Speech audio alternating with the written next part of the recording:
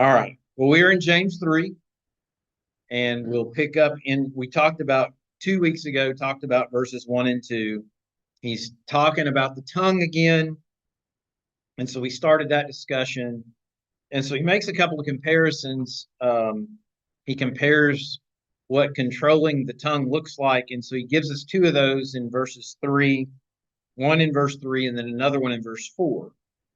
So somebody read verse 3.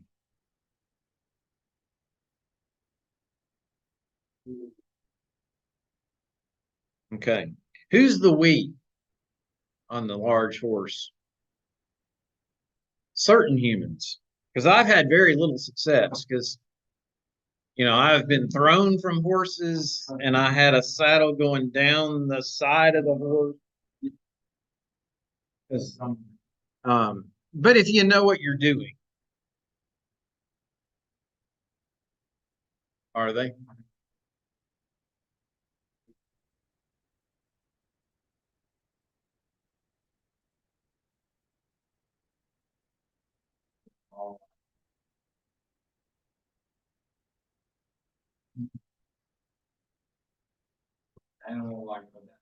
Right. Yeah, and I mean that's the point. The bit that goes in the horse's mouth is really small in comparison to the size of the horse, and it also helps when you know what you're doing as the rider. But the point is well made. So the bit in the horse's mouth controls the direction of the entire horse. So we understand that. And then somebody read verse 4.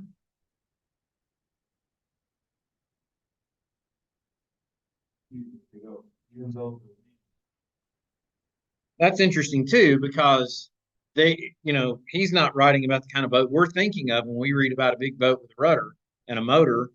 They use the wind to go, and so you'd have to have your sails just right, but turning you still make the direction of the boat go where you want it to go. So again, that resonates with us too. And so the tongue is small, but what he's saying, it can direct the course of a person's life. That's kind of scary because we talked before. How often do we say things we wish we hadn't said?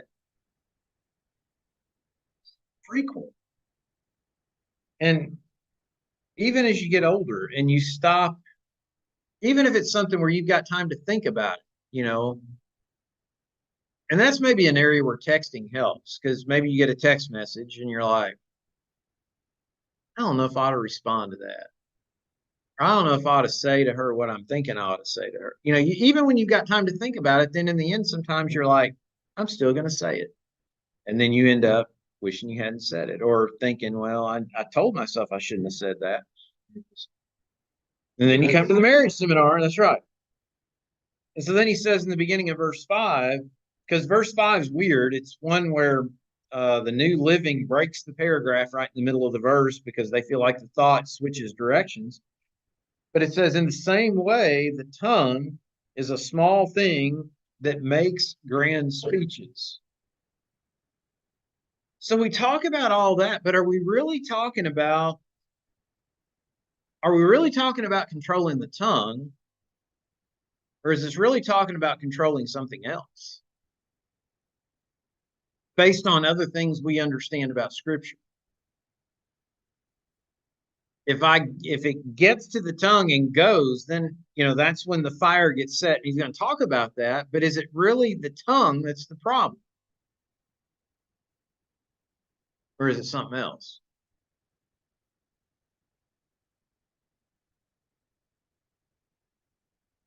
Barclay points out that Philo called the mind the charioteer and steersman of a man's life. It is when the mind controls every word and emotion, and when the mind is itself controlled by Christ, that life is safe. That's a profound statement. My tongue, what we're really talking about is the mind. Am I going to have enough control of my mental faculties to not let my tongue say things that it ought not say? Because bottom line is if my tongue is setting fires or sending me in the wrong direction, what I've really got is a mind problem. Or at least that's the way Jesus described it. Let's turn to Matthew chapter 15. I think these words will be familiar. And when we get there, somebody read 10 and 11 first. When Jesus told the crowd, "Come here, listen, and try to understand. You are defiled by the words that come out of you." Okay. So the setup here is there's criticism of Jesus' disciples because they are eating, and what have they not done before they ate? We tell our kids to do it. Yeah, the ceremonial washing. They've not washed their hands, and Jesus is like, it's not about what goes in, it's about what comes out. Now drop down and read 15 through 20.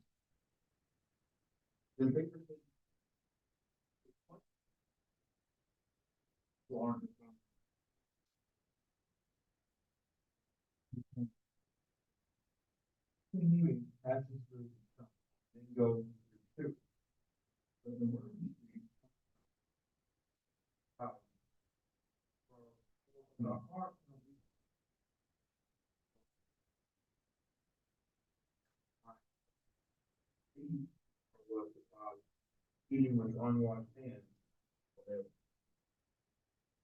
Eating with unwashed hands might make you sick, but they won't. It won't defile you. You know, that's his point. When it's still good to wash your hands before you eat.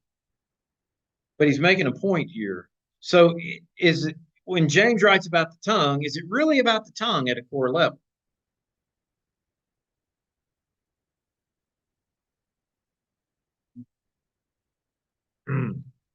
Yeah, I mean, he probably read Jesus saying right there in 15.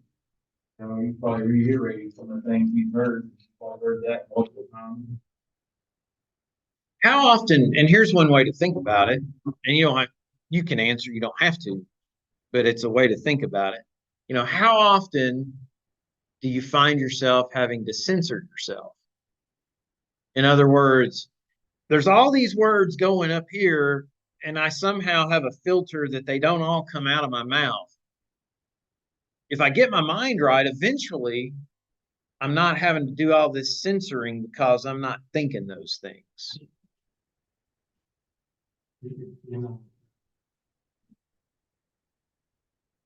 Yeah, it may very well. We're at point all of us could say we're somewhat cyclical in any aspect of our life.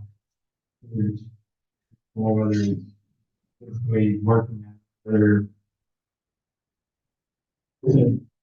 we're up on having love. And me personally, I found that censor myself frequently. Yeah. And so Right. how I get back to the right place and sometimes it's environment that plays in it.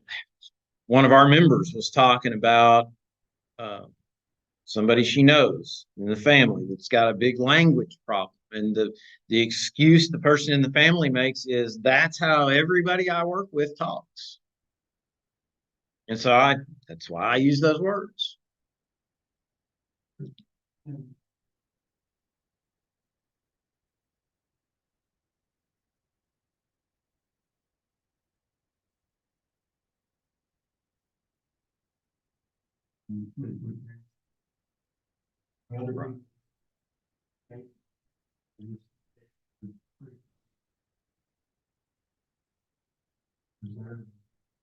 Right.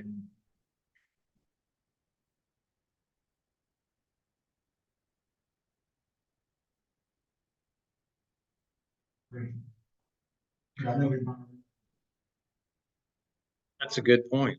Real good point.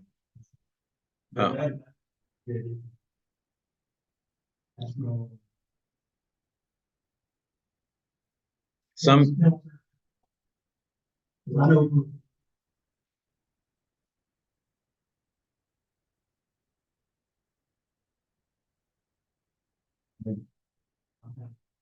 Well, and is there any advantage to growing up with people who will say what's on their mind? Yes. What's the advantage? You know, man, I dated one.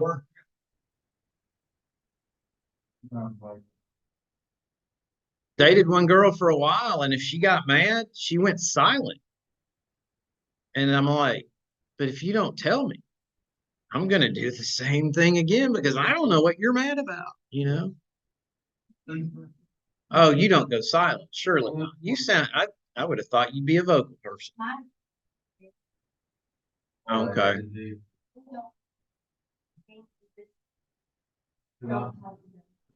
Exact opposite.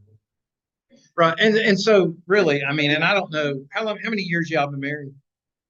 So have you found some middle ground where you've modified one way and you the other to try to figure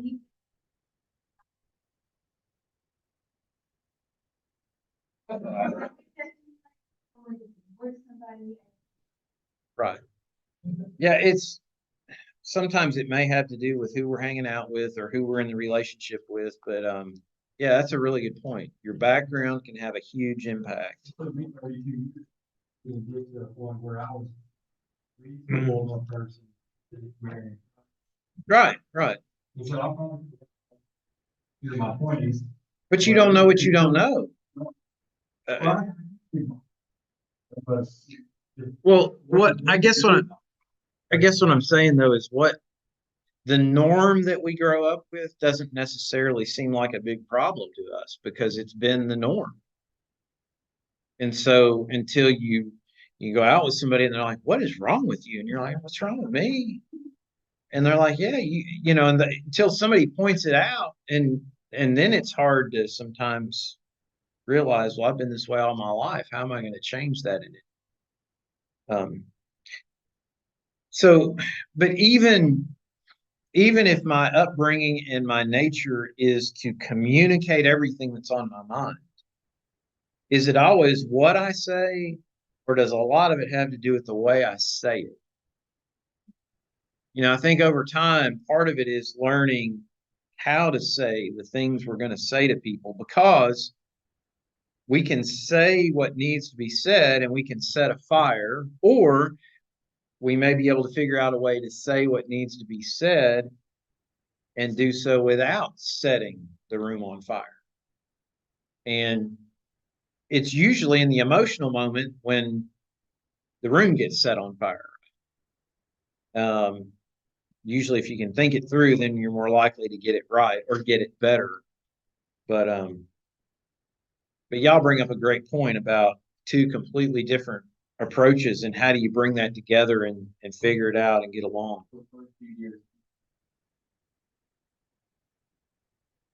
Yeah. And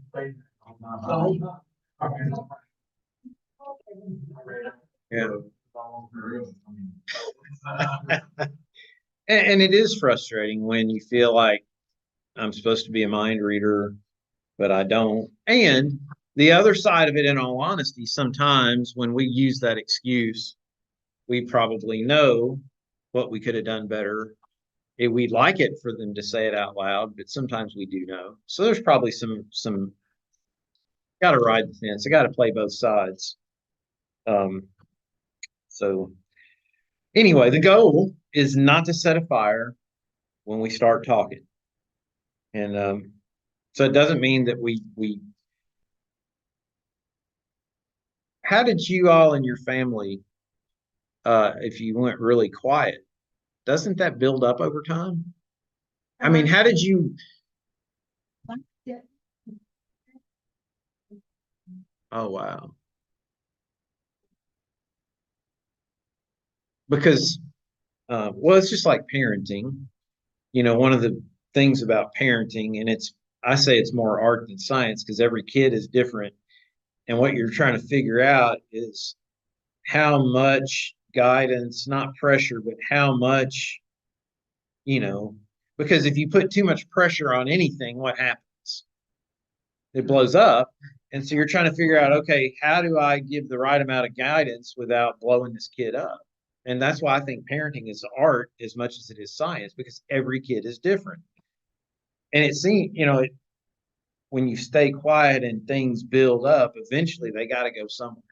And that may be, when we're reading out of Matthew 15, some of the things that end up happening that go wrong. It starts with what's going on inside of me, and then it manifests in all this other sinful activity. So definitely something to. The fact is, the healthy thing for you all is what? You've figured out that we're different. Well, you figured out that we're different. That's a huge first step. We're different. So now we know we're different. We got to figure out how to make it work. And so that's good. Anything else y'all want to add on this based on Matthew 15 or any of the rest of this? Oh, there's more you want to add? Right. On all marriage counsel.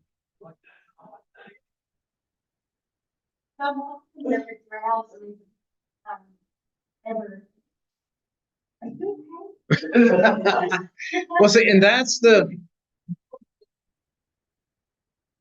a sad thing, because in one sense, all Bible study should be viewed as counseling of sorts, because it's God trying to help me get my life in a better place. Right. And that's kind of what counseling is. There's a stigma with it, though, and that's sad. One of the things I know Michael said in his text, that one of the reasons he's changing the Sunday morning sermon. I'm trying to remember how he said this. Let me find what he said. Probably. Oh, you hung out with him? Yeah. He's like, oh, yeah, I know what I need to talk about.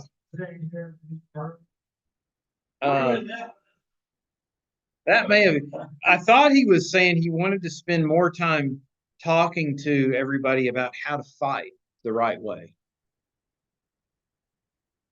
I think that's what I was.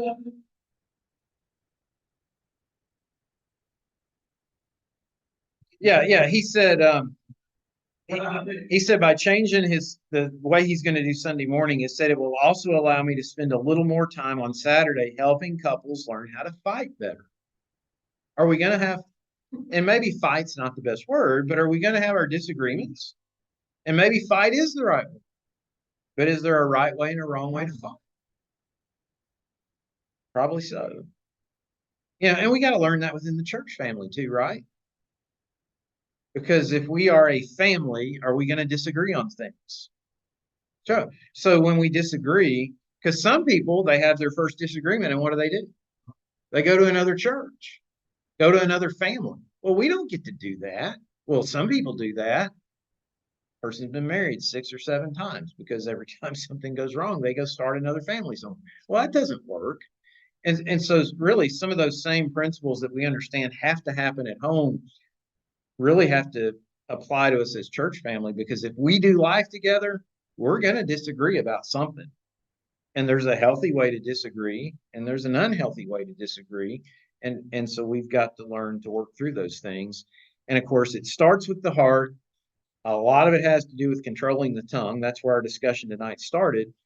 And so, because the second part of verse 15, any of y'all had a fire get away from you?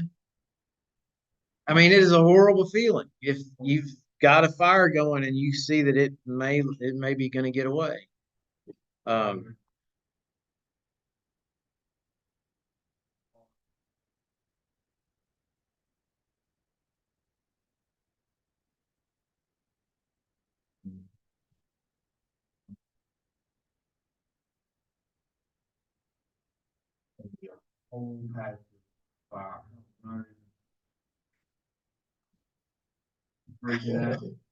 Anything.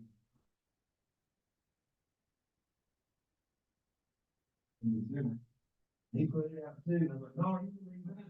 It's like, here I have to. And I'm like, I got things for Yeah.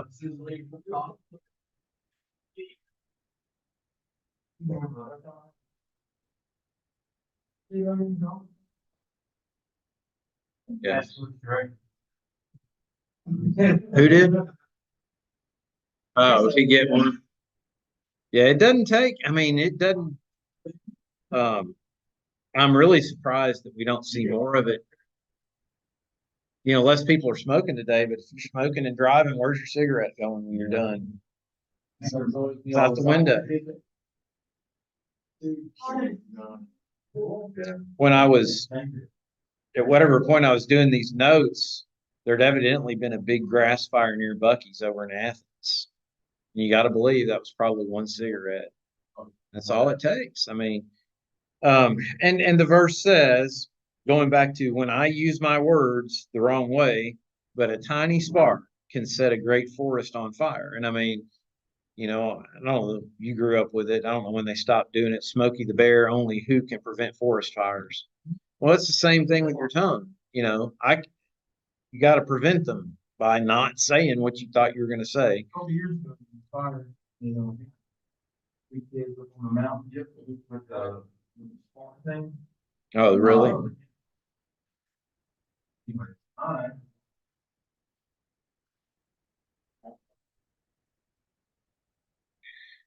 The Bible uses the imagery over and over. I'll give you several verses. Psalm 83. Oh, come on in. We're just about to pray. Joking. Psalm 83. You've missed some compelling discussion tonight. Can't wait for Saturday.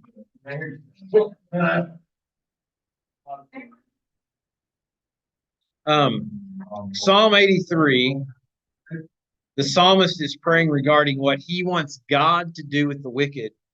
And in 13 and 14, he says, "Oh my God, scatter them like tumbleweed, like chaff before the wind, as a fire burns a forest and as a flame sets mountains ablaze." It's that same imagery. I want you to scatter the wicked just like a fire that's out of control. Isaiah 9, verse 18. Trying to get these in before the bell rings. Isaiah 9, verse 18.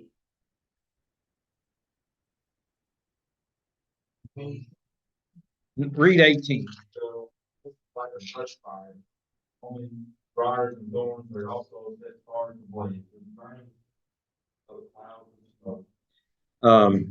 His simile for what is wickedness like? It's like a fire, a brush fire, like a fire you set burning boxes. Zechariah 12, verse 6. Prophets loved this kind of language. That one says, "On that day, I will make the clan of Judah like a flame that sets a woodpile ablaze, or like a burning torch among sheaves of grain. They will burn up all the neighboring nations right and left, while the people living in Jerusalem remain secure." I mean, when Judah is restored, it's gonna be just like a fire that's out of control. And so the power of the tongue, you know, it controls the body. It sets your whole life on fire potentially. The things you say can cause you to be paying for that for a long time. He says, verse 6, "And among all the parts of the body, the tongue is a flame of fire.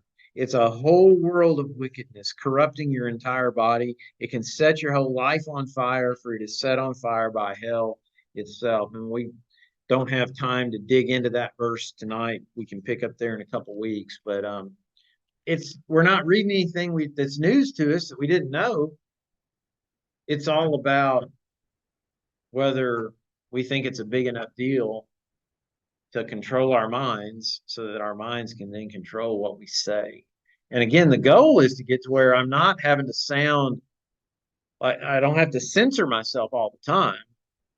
Eventually, where I want to be is those words aren't there, so I'm not having to censor myself.